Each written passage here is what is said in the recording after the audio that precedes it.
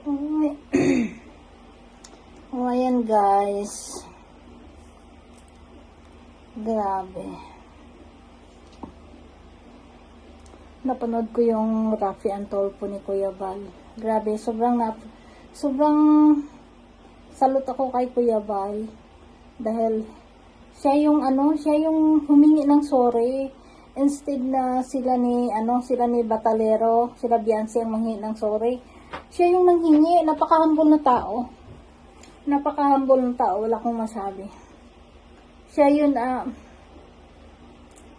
yung nireklamo, siya yung tumulong, siyang nireklamo, siyang pinatulpo.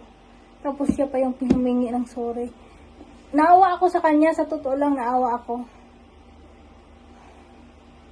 Grabe, ang totoong may puso talaga ay si Sir Bal Santos Matubang.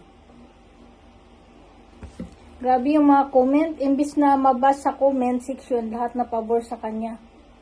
Ito ang katotohanan, guys. You cannot put the good man down. No. Ito ang katotohanan. Hindi lahat ng nagsusumbong ay papanigan ng viewers. Ang tatalino ng mga viewers ngayon, guys, at alam nila ang katotohanan, alam nila yung mga nangyayari. So, yun. Masabi ko kay Kuya Bal, salute to you, Kuya Bal, and more blessings sa Kalingap. More blessings sa Kalingap team.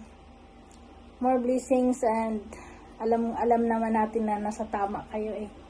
Alam naman ng lahat na kayo po yung nasa tama talaga. Kaya salute ako sa iyo, Kuya Bal. Grabe, ikaw yung pinaka-head, ikaw yung founder. Ikaw yung nagsusorry doon sa mga walang kwintang tao. Grabe. Salute to you, Kuya Bal.